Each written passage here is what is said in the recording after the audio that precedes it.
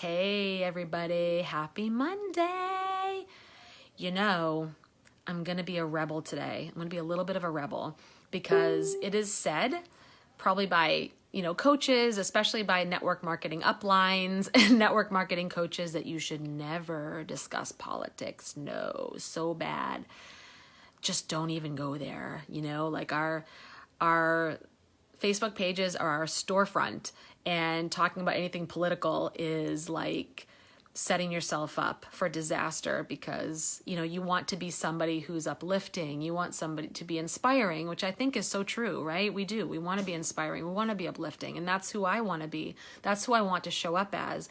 But sometimes here's what politics will do. Oh, by the way, let me just say disclaimer. I hate politics. Hate it. So when I say Supreme Court Justice of the United States, this is something that's happening right now that's bringing to light an issue that is long overdue for healing, long overdue for resolution, long overdue for change. So this isn't about politics, party lines, and Trump versus Hillary or any of that crap, okay? Because let's just say I hate politics. I don't like any of the candidates at all.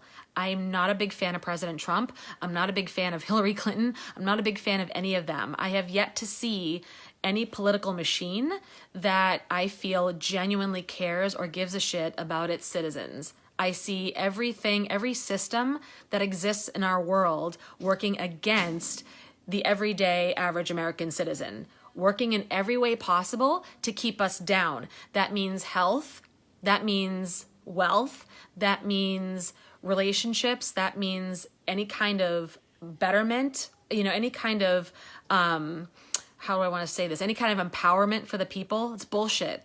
I see a complete disempowering culture in many ways, right? We have many gifts here in America and many freedoms that we have to love and cherish and honor and be grateful for because we can do a lot, but there's still a shitload of work to be done. Ton of work to be done. And this issue with the Supreme Court Justice Kavanaugh is just one of those instances where we get to shine a light on something that is really needing some healing. And I try not to look, I don't post about politics. I don't really read much about it because what happens is I get sucked in and I read the comments and I get emotional and I get all tied into it. Why? Because it's triggering, right? We get triggered by this stuff. And that's why I always say, be super guarded with your mindset. Be really mindful about what you bring into your space, what you look at, what you read, what you hear, what you watch, who you talk to, because it matters and it has an effect on you. I don't care, how strong you might think you are. It does. Like I had to stop watching The Walking Dead. I loved it in the beginning, but I found it was stressing me out. I was literally like in fight or flight mode half the time because that show was stressing me out. Like I posted, I will not watch The Handmaid's Tale. Is it just entertainment and it's just a show? Yeah. Does it balance out good versus evil? I mean, call it whatever you want, but it puts into your consciousness, into your subconscious, into your mindset. It puts something in there. It gives you a message. It's programming. It's called television programming for a reason. So it is desensitizing you to what may happen in the world. It is desensitizing you to issues that you probably should get fired up about, right? The reason why you get stressed is for a reason. It's not in alignment with you. It's not in alignment. So the whole concept of The Handmaid's Tale is not in alignment with me. So I'm not going to watch it and entertain the possibility and get desensitized to something like that happening because I don't accept it. So I don't watch it. Okay, so that's the same thing with political commentary. I usually don't read it and watch it because I don't accept it's hard for me to see some of the opinions of other American citizens because I see so much division. I see so much anger. I see so much pain. I see so much hatred. And I'm not saying we live in a hateful world. I'm not saying we live in a bad world. I'm not saying we're all going to hell in a handbasket. What I'm saying is I see collectively a lot of people are scared. A lot of people live in fear. They live with programming from years and decades ago that no longer serve us. They live in a world of uncertainty, so they're looking to cling to anyone and anything in order to get some sort of guidance, get some sort of solid ground. And that is mistakenly, in my opinion, the government. They're looking to the government, help me, save me, tell me what to do because I don't know. And guess what? What they're going to tell you to do is something that's going to serve them, and it's going to line the pockets of someone else that doesn't give a shit about you. So looking at this whole thing with the Supreme Court justice, I couldn't help but look into this, and because it's a trigger for me. Okay, I am a 3-time sexual assault survivor. Okay, once as a child, once at 20, and once at 25. Okay, so call it sexual assault, call it rape. So I am reading this, so I look into it, I get sucked in, and today I saw on Instagram Glennon Doyle, who has written the book Love Warrior. If you haven't looked at her books, or if you haven't looked at her website, it's momastery.com, or looked at her Instagram, she's phenomenal. She's doing amazing things right now for women and for people who are struggling in general. For example, like the crisis in Puerto Rico.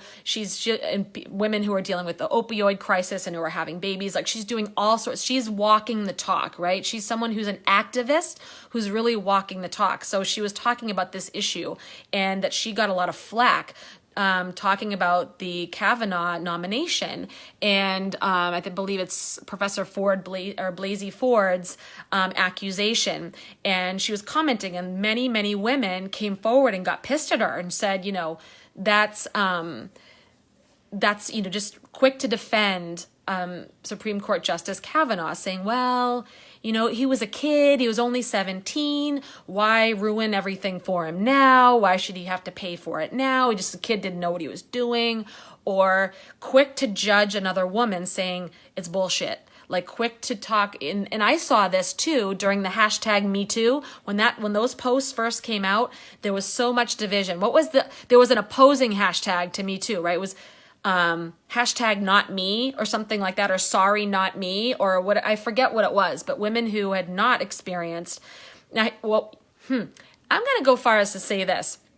If you have not experienced sexual assault or rape, God love you, God bless you, consider yourself extremely blessed, okay? Extremely blessed, and just awesome. So happy for you, because it's not something that I would wish upon anyone. Like I said, having gone through it myself 3 times, I would not wish it upon anybody. But if sexual harassment, I'm going to challenge and say that you probably have experienced it at least once, if not many more times. But we've been desensitized over time to accept it as that's the way it is, right? So it makes me it interests me when other women are quick to jump on other women about not believing a sexual assault accusation or a harassment accusation. Like, remember Anita Hill? I'm old enough to remember the Anita Hill trial. I mean, that woman went through the ringer, and still probably will again soon when all this comes into light. It'll probably come back up again, right? Just for what? Because she was trying to speak her truth. She was trying to be heard. She had gone through something that she had not asked for, that was uncalled for, that was unlawful and not okay. And she was standing up for herself, and she got grilled on national television, right? So what message did that give to any other woman who had been through this? That if you come forward and you admit, or you try to bring anyone to justice who has done something unlawful and harmful to you, that you are going to get dragged through the ringer.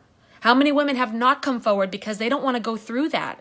They've already been through trauma of going through the assault or the harassment itself, right? Never mind now not being believed, being insulted, being criticized, being dug into your whole history to find a little something that might say, hey, give you a shred of doubt that you might be full of shit, or wrongly accusing a man. Why are the majority of people seem to be so quick to defend the males? And this is not a male bashing thing. I absolutely love men, no problem with them. I don't think they're the problem. I think that programming is the problem, programming that doesn't serve us. We have been raised in a rape culture or an assault culture where women are treated as collateral damage. Like we're just at the mercy of men's impulses, which I think is bullshit. Okay, it's not their fault. Right? It's not men's fault. I heard it said, speaking of Glennon Doyle and her wife Abby, who do this great work, they were on an interview with Reese Witherspoon, and her wife Abby said, the opposite of patriarchy is not matriarchy. Feminism is actually wanting equal rights for both men and women. It's not about men hating. It's not about men bashing. It's not about, female fragility or anything like that. Like saying, oh, I want equal rights and equal pay, but I still want men to carry my groceries and do these things for me. And I want to be a helpless woman on the other side. Like, it's not about that. It's, really the way that our boys were raised, the culture that has been the culture that they've been exposed to, this underlying theme that they just have these irrepressible urges and, they can only be driven so far and women have to put up with it, or they just can't help it. And we just have to learn to expect it and live with it. And it's time for that to change. It's time for this to change. This whole now Supreme Court issue to me says, it's time to get louder and louder and be okay with it. But I would really urge any woman who is quick to get mad or quick to judge a woman who comes forward to ask why. Why is it when the statistics show that only 3 to 5% of reported assaults are false? So a very, very, very small percentage of assaults that are reported actually turn out to be false. So in actuality, the statistics, the odds are on the side of the person that has been assaulted, the victim of the assault, okay, that they are most likely telling the truth. And that doesn't mean it always has to be women. I know that men can be assaulted as well, and that is completely not okay. All right, but for this sake, we're just talking about women right now, because I do feel like there has been a bit of a culture that it's been acceptable or been something that women can learn to expect. And the most disturbing arguments that I've seen for this are people who are saying, well, it was a long time ago, wash it under the rug, no big, like, why should he be held accountable for something that happened when he was a kid? Well, first of all, that's saying that, number one, it's okay at 17 for a boy to sexually assault a girl. So are any of you willing to tell your 17-year-old daughter that, gee, this might happen to you, you might be raped or you might be assaulted, and there's nothing we can do. That's just part of being a girl. That's just part of being a kid. These boys just can't control themselves. They're trying to become a man. They don't know what they're doing. Are you willing to look into the eyes of a 17-year-old girl, be it your daughter or her friends or any 17-year-old girl, and say that? I sure as hell hope not, right? Because do you believe that to be true? Do you really believe that to be true? Or are you willing to raise your 17-year-old boy to say, well, if it happens, it happens, and I can't blame you. If you got to do it, you got to do it. Right? Absolutely not. I have two sons. And I am raising them to know that it's not okay. Like, women are not collateral damage. Women are not something that they can just overpower because they are male or something. Women that are there for entertainment or pleasure purposes or what have you. Like, or my girls. I have two girls. I'm not going to be telling them that that's just part of what they have to deal with. Just expect it. It's sad to say this. And the other argument is, well, and President Trump tweeted this. He tweeted this. If it was that big of a deal, why did she wait this long to come forward, right? Why did she not say something back then? And I saw a lot of that happening too during the Me Too campaign when it first came out. A lot of people arguing on social media, being like, well, I would never even put myself in that position. I was way too confident. I would have ripped people's balls off, or I would have kicked their ass, or I would have, I would never even be like, I would have gone to the police and I would make sure that they were totally brought to justice. I have to say to that, you can't walk into someone else's shoes until you've been there. You never know how you're going to react in that situation. And I say this from experience. I am somebody who, when I was 20, I did go to the police. I did go to the authorities. Even though my attacker had threatened death to me, if he was sent to prison, once he got out, he would track me down. I still went to the police. I was told by police. I was asked by the police. I had one officer that believed me. The rest of them did not, and said that accused me of setting this person up,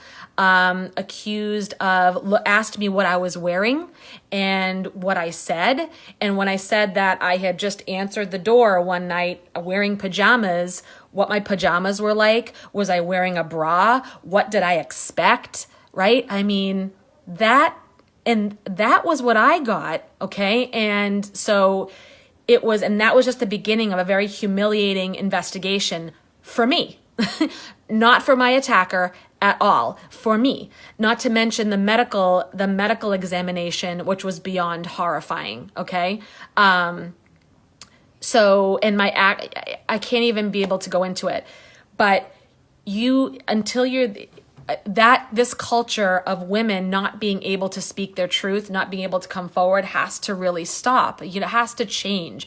It has to change. Why would any other woman want to come forward when they get treated like that? And I know I'm not the only one. I know there are others out there who have been treated worse. And talk about harassment. I know there are women out there. I could tell you an instance of working not long ago, this was 9 years ago, that I had sexual harassment on the job as a major financial institution in New England, in the world. If I said it, you'd know it. And this was not tolerated. Harassment was huge with them. That was a huge policy. They probably would have investigated, and it would have gone this person would have gotten in trouble. I was in a situation that was so bad, I ended up really having to leave my job. I ended up leaving the job. Now, I was a single mom at the time. And I was pregnant with my third child. My boyfriend, who's now husband, was just starting his business. So this job was needed. I needed this job. I had 2 other children to support, just living on my own for the first time. And this person was my superior. And the harassment was really bad. This person didn't live in the same state, so it was not face to face, but it was to the point where my pregnancy, it was very, very stressful physically. I was crying every night. I didn't want to have to work. It was really bad. But here's my thought process back then. I could have gone and reported it, but I thought, I'm a single mom. I need this job, right? And this person I knew was a married person with 2, ironically, young girls, 2 very little girls, and who was the provider for them. So I'd have to drag his wife and children through this humiliation of an investigation, possibly losing his job and changing their lives. No, I know, right? We should be like, oh, who gives a shit? Now in 2018, I probably would have just gone to it and just said, you know what? It needs to be brought to light. It needs to be brought to justice. This is not okay. I need to stand up for myself as a woman and stand up for every other woman and set an example. But back then, my mindset was different. You never know how you're going to be in any situation. This is why working on your mindset is so, so, so, so important. You hear me talk all the time about my Soul Warriors group and the work that I'm doing and why I'm so fucking passionate about it, because knowing that you're worthy, knowing that you need to be able to speak your truth. You need to be able to be who you are without fear, without having to be afraid of any consequences or being afraid of anything happening, because you're just being who you are. Being able to be in an environment where you don't have to be harassed because of your gender, because of anything else, race, sexual orientation, whatever it is. It's not all of this. It falls under all of this. And so, but working on your mind, knowing that you need to build your confidence. Women, we need to build our confidence. We need to be strong. We need to be firm in who we are and know how amazing you are, right? That you are worthy. That's not okay that we live in this kind of culture, that it has to change. We have to stand up next to our sisters. We have to stand up for the younger generations that are rising and say that this shit's got to change. That it's not just a woman's place to be harassed on the job. It's not just a woman's place to be attacked because men can't control themselves. It's not okay for our sons to be raised thinking that, it's just no big deal. This is just how the world is. That, that women are just almost like second-class citizens, right? It's got to change. And I'm not saying this to get empathy or compassion or sympathy from any of you, because you can tell that I really have done the work to face the trauma and move forward, and now use it as something part of my story that I can pay it forward, and I can help other women get through it too. I want you to know, anybody who's been out there who's thinking about coming forward, you're thinking about telling your truth, you've been holding it inside, and it's been stopping you and holding you back from moving forward in your life, that you think you're broken, that you think you're damaged goods, that you think you're not good enough, you think that you did something wrong to attract this to you. This is not manifestation. This is not law of attraction, okay? That your confidence has been shattered and you feel like you have this dirty secret, that you feel like you can't, you aren't worthy enough, you aren't strong enough to speak out. You're not meant to have a healthy love life or a healthy sex life, or you're not meant to, earn more money. You're not meant to be healthy. Whatever it is, you are. It doesn't matter what your past is. It doesn't matter what your past is. You can really face the trauma that you've been through and get through it, heal, and come out on the other side even stronger than before. If I can do it, you can do it. So reach out to me. If this is resonating with any of you, reach out to me, because I'm here to help. That's my purpose. That's what I'm doing, is taking what I've been through and using it to pay it forward. I am the bucket carrier, right? I am carrying buckets of water to throw back at those who are still in the fire, and let you know that it's possible. Let you know that, speak out. And I'm not big on politics, but call your senators and say, this shit isn't okay that this guy is nominated, because he's going to be making decisions for women all over the country. He's going to be one of the primary lawmakers in this country, which means if he had that mindset about women at 17, and I'm not sure that it got better over time, do you think that you want that person making decisions? Would you leave your daughter alone in a room with that man or our president? Would you? Is it okay that men who think this way about women, who admittedly assaulted them, admittedly said, they can just feel free to grab them whenever, and that women just are, just these temptresses who just want it, and who cares? Even if they don't, who cares? They'll get over it. It's too bad. That's the way it is. Do we want these people running our country? But more than that, we don't depend on the government.